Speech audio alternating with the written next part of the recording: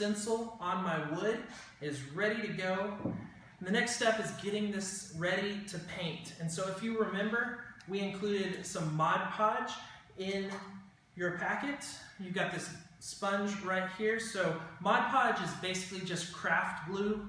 And what we're going to use it for here is that it is going to help basically seal the stencil to the wood to minimize paint from bleeding underneath that. It's just going to make sure that your design comes out really nice and clean. And so the key here with the Mod Podge, you'll notice we did not give you very much of it. That is not because we're stingy, that is because it's really important that less is more here with the Mod Podge.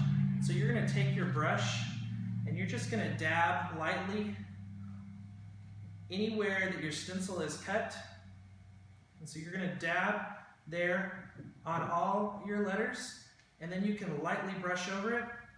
Whenever you're done doing this, the thing that you'll notice is that you can't hardly even see it. This Mod Podge is going to dry clear, and the goal is for it to look like there's not anything on there. If you get too much Mod Podge, then what ends up happening is you get some kind of weird textures, and that carries over into your paint, and it doesn't end up looking as nice. And so you really want to get just enough Mod Podge that it seals it without you being able to see it once it's dry.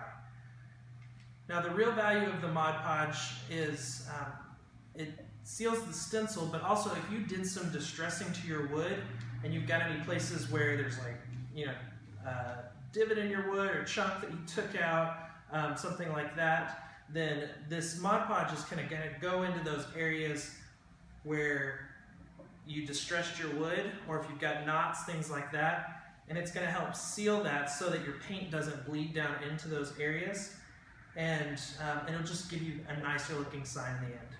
So you're going to go ahead and do this with all of your letters everywhere that it's cut, and make sure that it's done nice